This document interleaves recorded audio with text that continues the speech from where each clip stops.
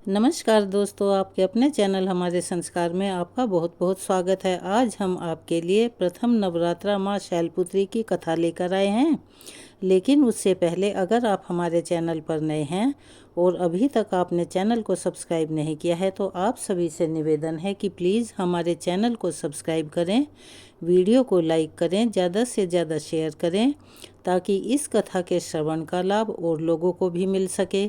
Bell icon को दबाना ना भूलें ताकि हमारी आगे आने वाली वीडियो की जानकारी आपको नोटिफिकेशन के ज़रिए मिल जाया करे। कमेंट्स बॉक्स में जय माता दी, जय हो माँ शैलपुत्री की लिखना ना भूलें। माँ भगवती की कृपा आप पर हमेशा बनी रहे, आपके घर में अन्न धन के भंडार हमेशा भरे रहें। हमारे संस्कार चैनल की तरफ से आप सभी को प्रथम नवरात्रे की बहुत बहुत शुभकामनाएं। चलिए अब शुरू करते हैं माँ शैलपुत्री की संपूर्ण कथा। हिमालय की पुत्री होने के कारण इन्हें शैलपुत्री कहा जाता है।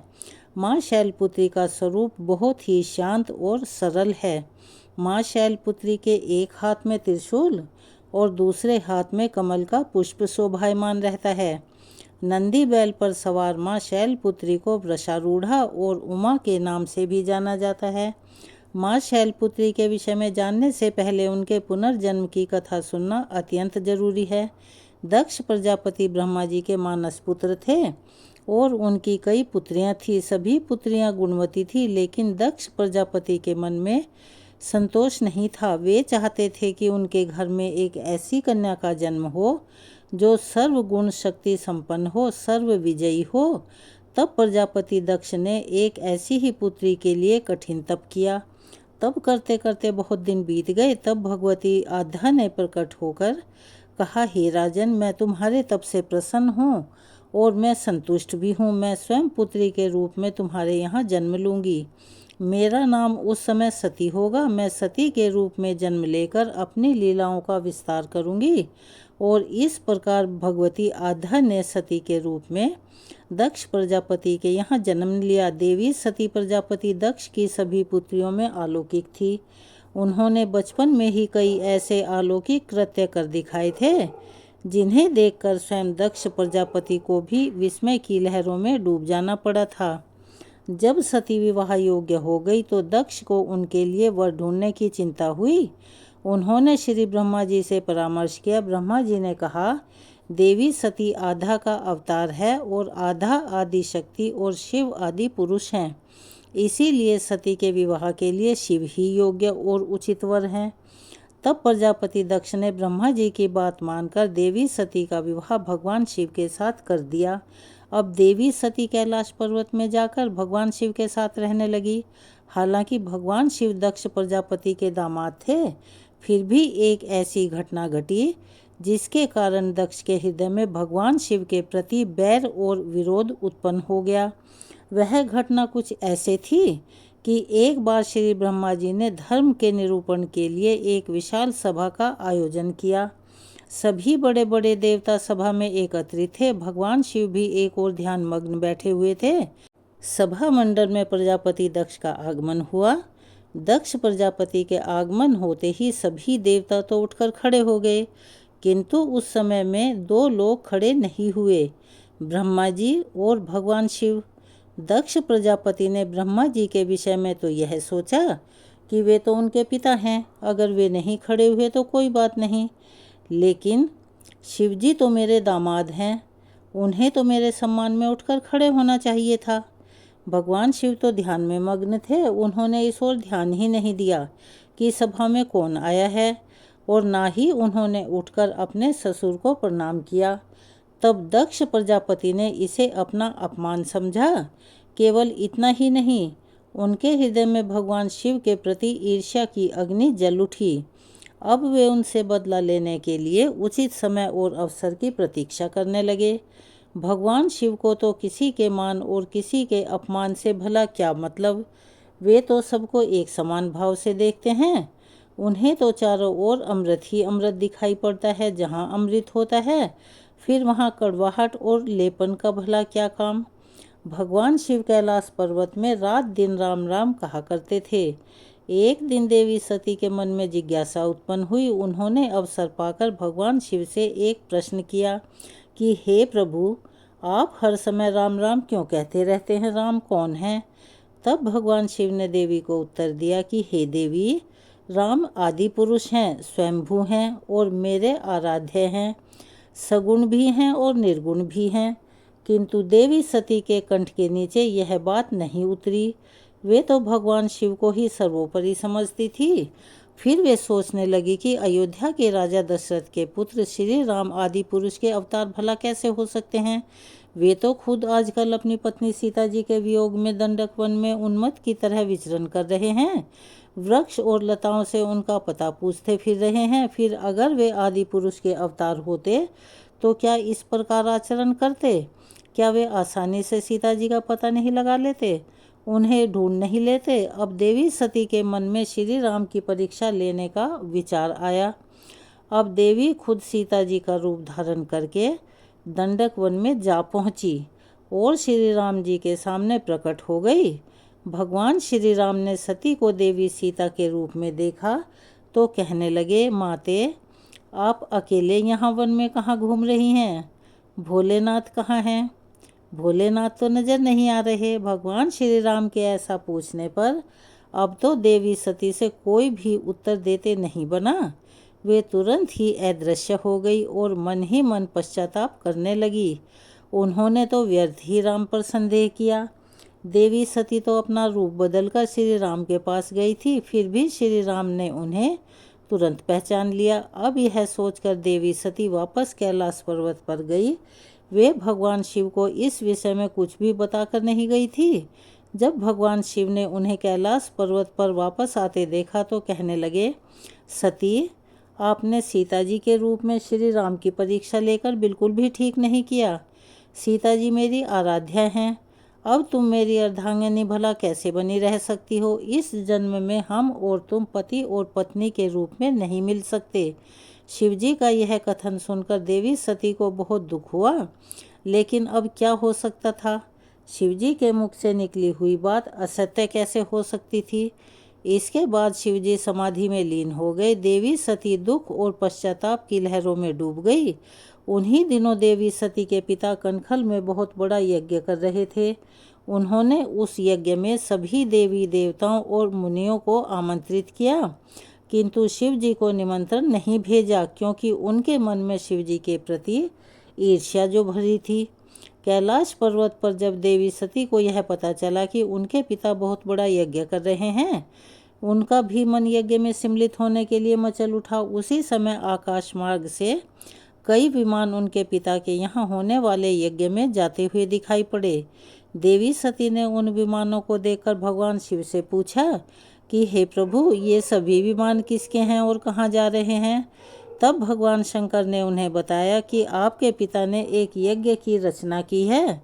देवता और देवांगनाएं इन विमानों में बैठकर उसी यज्ञ में सम्मिलित होने के लिए जा रहे हैं। तब देवी सती ने प्रश्न किया कि प्रभु, क्या मेरे पिता ने आपको यज्ञ में सम्मिलित होने के लिए निमंत्रण नहीं भेजा? भगवान शिव ने उत्तर दिया कि आपके पिता मुझसे बैर रखते हैं, फिर वे भला मुझे क्यों बुलाने लगे? देवी सती मन ही मन सोचने लगी। फिर बोली, हे नाथ, यज्ञ के अवसर पर मेरी सभी बहनें जरूर आएंगी। उनसे मिले हुए मुझे बहुत लंबा समय हो गया है। अगर आपकी आज्ञा हो तो मैं भी अपने पिता के घर जाना चाहती हूँ। यज्ञ में सम्मिलित हो लूँगी और अपनी बहनों से मिलने का भी अवसर मिल जाएगा। भगवान शिव ने देवी सती को बहुत समझाया कि देवी, इस समय वहाँ तुम्हारा जाना उचित नहीं होगा। आपके पिता मुझसे बैर भाव रखते हैं, हो सकता है वे आपका भी अपमान कर दें, और फिर बिना बुलाए किसी के घर जाना ठीक नहीं होता। किंतु देवी सती अपने मायके जाने के लिए हठ करती रही, बार बार एक ही बात दोहरा रही थी, और उनकी इच्छा देखकर फिर भगवान शिव ने उन्हें जाने की आज्ञा दे दी। उनके साथ ही अपना एक गण भी भेज दिया, जिसका नाम वीरभद्र था। देवी सती वीरभद्र को साथ लेकर अपने पिता के घर गई, किंतु वहाँ पर किसी ने भी उनसे प्रेम पूर्वक बात नहीं की और ना ही उनका व्यवहार अच्छा था। दक्ष ने भी उन्हें देखकर कहा कि तुम यहाँ पर क्या मेरा अपमान कराने आई हो? अपनी भला बहनों की तरफ तो देखो। वे किस तरह तरह तरह के सुंदर अलंकारों और वस्त्रों आभूषणों से सुसज्जित हैं। तुम्हारे शरीर पर तो केवल बागंबर है। तुम्हारा पति भूतों का नायक है और तुम्हें वो बागंबर के सिवाय पहना भी क्या सकता है। दक्ष के ऐसा कहने पर देवी सती के हृदय में पश्चाताप का सागर उमड़ पड़ा। अब वे पश्चाताप करते हुए सोचने लगी कि उन्होंने यहाँ आकर बिल्कुल भी अच्छा नहीं किया। भगवान ने ठीक ही कहा था कि बिना बुलाए पिता के घर भी नहीं जाना चाहिए, लेकिन अब हो क्या सकता था, मैं तो आ ही गई हूँ।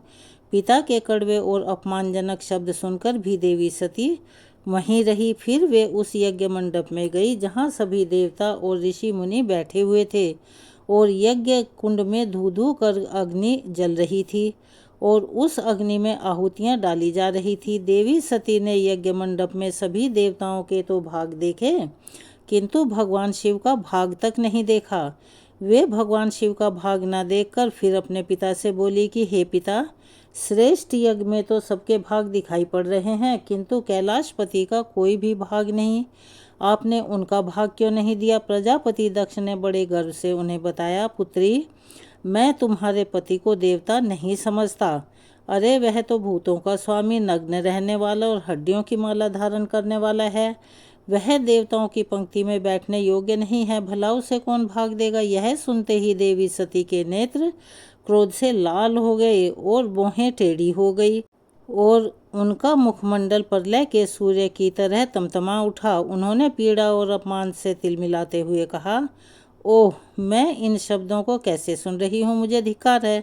देवताओं, तुम्हें भी धिक्कार है। तुम भी उन कैलाशपति के लिए इन शब्दों को भला कैसे सुन पा रहे हो, जो मंगल के प्रतीक हैं और जो क्षण मात्र में संपूर्ण सृष्टि को नष्ट करने की शक्ति रखते हैं, और वो मेरे स्वामी हैं। नारी के लिए उसका पति ही स्वर्ग होता है। जो नारी अपने पति के लिए अपमानजनक शब्दों को सुनती है, उसे नरक में जाना पड़ता है। पृथ्वी सुनो, आकाश सुनो और देवताओं तुम भी सुनो। मेरे पिता ने मेरे स्वामी का अपमान किया है। मैं अब एक क्षण भी जीवित नहीं रहना चाहती। देवी सती अपने इन वचनों को समाप्त करती हुई देखते ही देखते यज्ञ के कुंड में कूद पड़ी। जलती हुई आहुतियों के साथ उनका शरीर भी जलने लगा। यज्ञ मंडप में खलबली मच गई, हाहाकार मच गया। देवता उठकर खड़े हो गए। वीरभद्र यह सब देखकर क्रोध से कांप उठा और वो उछल उछल कर यज्ञ को विध्वंस करने लगे। यज्ञ मंडप में भगदड़ मच गई। देवता और ऋषि मुनि भाग खड़े हुए। वीरभद्र ने देखते ही देखते प्रजापति दक्ष का मस्तक काटकर फेंक दिया। यह समाचार कैलाश पर्वत पर विराजमान भगवान शिव को भी पता चला। सुनते ही वे प्रचंड आंधी की तरह कनखल जा पहुँचे। देवी सती के जले हुए शरीर को देखकर भगवान शिव अपने आप को भी भूल गए। देवी सती के प्रेम और उनकी भक्ति ने भगवान के मन को व्याकुल कर दिया था, उन शंकर जी के मन को व्याकुल कर दिया था जिन्होंने काम पर भी विजय पाई थी और सारी सृष्टि को नष्ट करने की क्षमता रखते थे। वे देवी सती के प्रेम में खो गए, बेसुध हो गए। फिर भगवान शिव ने उन्मत्त की तरह देवी सती के जले हुए शरीर को अपने कंधे पर रखा और वे सभी दिशाओं में भ्रमण करने लगे। भगवान शिव और देवी सती के इस अलौकिक प्रेम को देखकर पृथ्वी रुक गई, हवा रुक गई, जल का प्रवाह तक ठहर गया। यहाँ तक कि देवतागण भी अपनी अपनी सांसें थामकर इस भयानक और दारुण दृश्य को देखने लगे। सृष्टि व्याकुल हो गई। सृष्टि के सभी प्राणी त्राहिमाम करने लगे।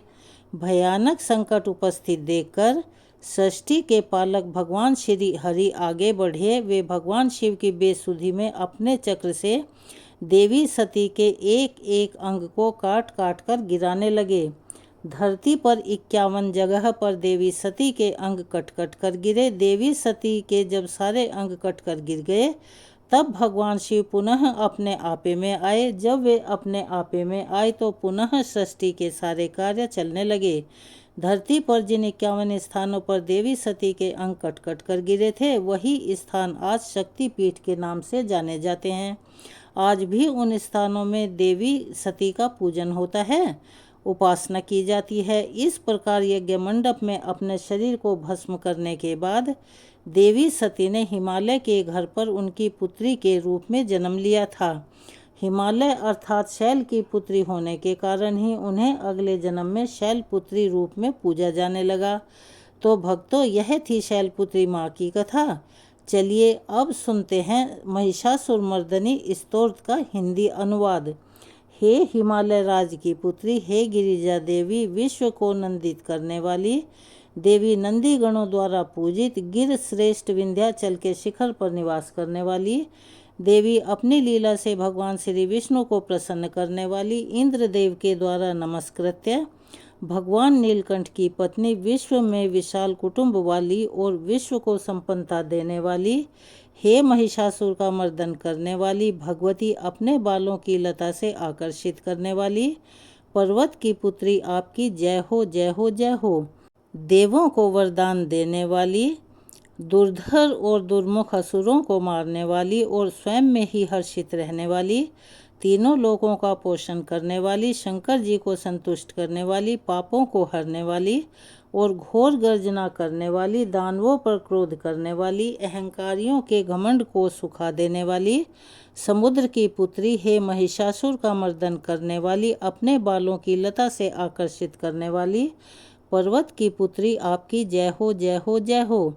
जगत माता, हे मेरी माँ, प्रेम से कदम के वन में वास करने वाली, हास्य भाव में रहने वाली, हिमालय के शिखर पर स्थित अपने भवन में विराजित मधु की तरह मधुर मधु कैटब का मध नष्ट करने वाली, महिषासुर को विदूर्ण करने वाली, सदा युद्ध में लिप्त रहने वाली, महिषासुर का मर्दन करने वाली, अपने बालों की लता से आकर्षित करने वाली पर्वत की पुत्री, आपकी जय हो जय हो जय हो। शत्रुओं के हाथियों की सूंड काटने वाली और उनके 100 टुकड़े करने वाली, जिनका सिंह शत्रुओं के हाथियों के सर अलग अलग टुकड़े कर देता है, अपनी भुजाओं के अस्त्रों से चंड और मुंड के शीश काटने वाली, महिषासुर का मर्दन करने वाली, अपने बालों की लता से आकर्षित करने वाली पर्वत की पुत्री, आपकी जय हो जय हो जय हो। रण में मदोन्मत्त शत्रुओं का वध करने वाली, अजर अविनाशी शक्तियां धारण करने वाली, प्रमथनाथ अर्थात शिव जी की चतुराई जानकर उन्हें अपना दूत बनाने वाली, दुर्मति और बुरे विचार वाले दानव के दूत के प्रस्ताव का अंत करने वाली, हे महिषासुर का मर्दन करने वाली, अपने बालों की लता से आकर्षित करने वाली पर्वत की पुत्री, आपकी जय हो जय हो जय हो। शरणागत शत्रुओं की पत्नियों के आग्रह पर उन्हें अभय दान देने वाली, तीनों लोकों को पीड़ित करने वाले दैत्यों पर प्रहार करने योग्य त्रिशूल धारण करने वाली, देवताओं की दुदुम्बी से दुमी दुमे की ध्वनि को सभी दिशाओं में व्याप्त करने वाली, हे महिषासुर का मर्दन करने वाली, अपने बालों की लता से आकर्षित करने वाली पर्वत की पुत्री, आपकी जय हो जय हो जय हो। मात्र अपने हुंकार से धूम्रलोचन राक्षस को धूम्र अर्थात धुएं के समान भस्म करने वाली, युद्ध में कुपित रक्त बीज के रक्त से उत्पन्न अन्य रक्त बीजों का रक्त पीने वाली, शुंभ और निशुंभ दैत्यों की बलि से शिवजी और भूत प्रेतों को तृप्त करने वाली, हे महिषासुर का मर्दन करने वाली, अपने बालों की लता से आकर्षित करने वाली पर्वत की पुत्री, आपकी जय हो जय हो जय हो। युद्ध भूमि में जिनके हाथों के कंगन धनुष के समान चमकते हैं, जिनके सोने के तीर शत्रुओं को विदीर्ण करके लाल हो जाते हैं और उनकी चीखें निकालते हैं, चारों प्रकार की सेनाओं, हाथी घोड़ा पैदल रथ का संहार करने वाली, अनेक प्रकार की ध्वनि करने वाले बटकों को उत्पन्न करने वाली, हे महिषासुर का मर्दन करने वाली, अपने बालों की लता से आकर्षित करने वाली पर्वत की पुत्री, आपकी जय हो जय हो जय हो। देवांगना के तत्ता थई थई आदि शब्दों से युक्त भाव में मगन रहने वाली, कुकुत तड्डीज गीतों को सुनने में लीन, मृदंग की दुदुक धीमी धीमी आदि गंभीर ध्वनि सुनने में लिप्त रहने वाली, हे महिषासुर का मर्दन करने वाली, अपने बालों की लता से आकर्षित करने वाली पर्वत की पुत्री, आपकी जय हो जय हो जय हो। जय जयकार करने और करने वाले समस्त विश्व के द्वारा नमस्कृत्य अपने नूपुर के झंझन और झिमझिम शब्दों से भूतपति महादेव को मोहित करने वाली, नटी नटों के नायक अर्धनारीश्वर के नृत्य से सुशोभित नाट्य में लीन रहने वाली, महिषासुर का मर्दन करने वाली, अपने बालों की लता से आकर्षित करने वाली पर्वत की पुत्री, आपकी जय हो जय हो जय हो। आकर्षक कांति के साथ अति सुंदर मन से युक्त और रात्रि के आश्रय अर्थात चंद्रदेव की आभा को अपने चेहरे की सुंदरता से फीका करने वाली, काले भंवरों के समान सुंदर नेत्रों वाली, हे महिषासुर का मर्दन करने वाली, अपने बालों की लता से आकर्षित करने वाली पर्वत की पुत्री, आपकी जय हो जय हो जय हो। महायोद्धाओं से युद्ध में चमेली के पुष्प की तरह कोमल स्त्रियों के साथ रहने वाली तथा चमेली की लताओं की तरह कोमल भील स्त्रियों से जो झिंगुर के झुंड की तरह घिरी हुई हैं, चेहरे पर उल्लास से उत्पन्न उषा काल के सूर्य और खिले हुए लाल पुष्प के समान मुस्कान वाली, हे महिषासुर का मर्दन करने वाली, अपने बालों की लता से आकर्षित करने वाली पर्वत की पुत्री, आपकी जय हो जय हो जय हो। जिसके कानों से लगातार मद बहता रहता है, उस हाथी के समान उत्तेजित, हे गजेश्वरी, तीनों लोकों के आभूषण रूप सौंदर्य, शक्ति और कलाओं से सुशोभित, हे राजपुत्री, सुंदर मुस्कान वाली, स्त्रियों को पाने के लिए मन में मोह उत्पन्न करने वाली, मनमथ की पुत्री के समान, हे महिषासुर का मर्दन करने वाली, अपने बालों की लता से आकर्षित करने वाली पर्वत की पुत्री, आपकी जय हो जय हो जय हो। जिनका कमल दल के समान कोमल, स्वच्छ और कांति से युक्त मस्तक है, हंसों के समान जिनकी चाल है, जिनसे सभी कलाओं का उद्भव हुआ है, जिनके बालों में भंवरों से घिरे कुमुदनी के पुष्प और बकुल पुष्प सुशोभित हैं, उन महिषासुर का मर्दन करने वाली, अपने बालों की लताओं से आकर्षित करने वाली पर्वत की पुत्री, आपकी जय हो जय हो जय हो। जिनके हाथों की मुरली से बहने वाली ध्वनि से कोयल की आवाज़ भी लज्जित हो जाती है, जो खिले हुए फूलों से रंगीन पर्वतों में विचरती हुई पुलिन जनजाति की स्त्रियों के साथ मनोहर गीत गाती हैं, जो सद्गुणों से संपन्न शबरी जाति की स्त्रियों के साथ खेलती हैं, उन महिषासुर का मर्दन करने वाली, अपने बालों की लता से आकर्षित करने वाली पर्वत की पुत्री, आपकी जय हो जय हो जय हो।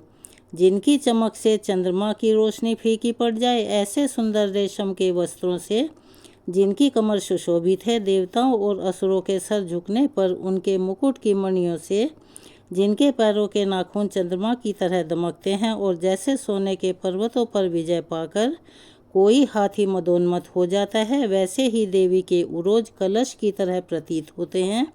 ऐसी है महिषासुर का मर्दन करने वाली, अपने बालों की लता से आकर्षित करने वाली पर्वत की पुत्री, आपकी जय हो जय हो जय हो। सहस्त्र दैत्यों के सहस्त्र हाथों से सहस्त्र युद्ध जीतने वाली और सहस्त्र हाथों से पूजित सुर तारक उत्पन्न करने वाली, उस तारकासुर के साथ युद्ध कराने वाली, राजा सुरत और समाधि नामक वैश्य की भक्ति से समान रूप से संतुष्ट होने वाली, हे महिषासुर का मर्दन करने वाली, बालों की लता से आकर्षित करने वाली पर्वत की पुत्री, आपकी जय हो जय हो जय हो। जो भी आपके दयामय पद कमलों की सेवा करता है, हे कमले, वह व्यक्ति कमल निवास कैसे ना बने। हे शिवे, आपके पद कमल ही परम पद हैं, उनका ध्यान करने पर भी परम पद मैं कैसे नहीं पाऊंगा। हे महिषासुर का मर्दन करने वाली, बालों की लता से आकर्षित करने वाली पर्वत की पुत्री, आपकी जय हो जय हो जय हो। सोने के समान चमकते हुए नदी के जल से जो आपके रंग भवन में छिड़काव करेगा, वह इंद्राणी के वक्ष से आलिंगित होने वाले इंद्र के समान सुखानुभूति को क्यों नहीं पाएगा। हे वाणी, हे महासरस्वती, आप में मांगल्य का निवास है, मैं आपके चरणों की शरण लेता हूँ। हे महिषासुर का मर्दन करने वाली, बालों की लता से आकर्षित करने वाली पर्वत की पुत्री, आपकी जय हो जय हो जय हो। आपका निर्मल चंद्र समान मुख चंद्रमा का निवास है, जो सभी अशुद्धियों को दूर कर देता है। नहीं तो क्यों मेरा मन इंद्रपुरी की सुंदर स्त्रियों से विमुख हो गया है। मेरे मत के अनुसार आपकी कृपा के बिना शिव नाम के धन की प्राप्ति कैसे संभव हो सकती है। हे महिषासुर का मर्दन करने वाली, बालों की लता से आकर्षित करने वाली पर्वत की पुत्री, आपकी जय हो जय हो जय हो। हे दीनों पर दया करने वाली उमा, मुझ पर भी दया कर ही दो। हे जगत जननी, जैसे आप दया की वर्षा करती हो, वैसे ही तीरों की भी वर्षा करती हो। इसीलिए इस समय जैसा आपको उचित लगे वैसा करो। मेरे पाप और ताप दूर कर दो। हे महिषासुर का मर्दन करने वाली, बालों की लता से आकर्षित करने वाली पर्वत की पुत्री, आपकी जय हो जय हो जय हो। अगर हमारे द्वारा कथा पढ़ने में या स्तोत्र पढ़ने में कोई त्रुटि या कोई गलती हुई हो तो उसके लिए हम सब अब माता रानी से क्षमा याचना करते हैं, ताकि हमारे द्वारा की हुई किसी भी गलती के लिए माँ हमें क्षमा कर सकें। हे परमेश्वरी, मेरे द्वारा रात दिन सहस्त्र अपराध होते रहे हैं, अतः आप मुझे अपनी सेवक समझकर कृपा पूर्वक मेरे उन अपराधों को क्षमा कीजिए। ना तो मैं आवाहन करना जानती हूँ, ना विसर्जन करना जानती हूँ, ना पूजा करना जानती हूँ।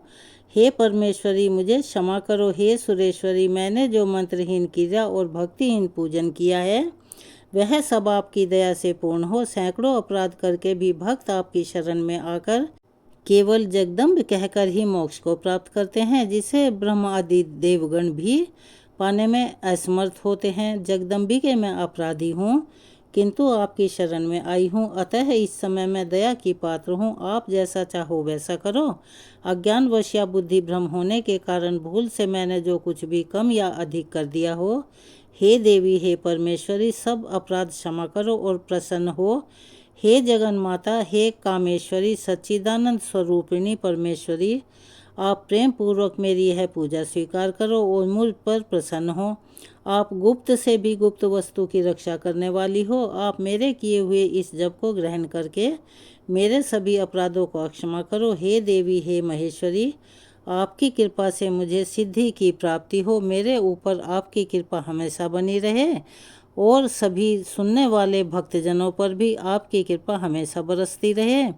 अगर आप हमारे चैनल पर नए हैं, अभी तक चैनल को सब्सक्राइब नहीं किया है, तो प्लीज़ चैनल को सब्सक्राइब करें, वीडियो को लाइक करें, ज़्यादा से ज़्यादा शेयर करें, ताकि इस कथा के श्रवण का लाभ और लोगों को भी मिल सके। बेल आइकन को दबाना ना भूलें, ताकि हमारी आगे आने वाली वीडियो की जानकारी आपको नोटिफिकेशन के ज़रिए मिल जाया करे। कमेंट्स बॉक्स में जय माता दी लिखना ना भूलें। अपना सहयोग और प्यार हमें ऐसे ही देते रहें। धन्यवाद।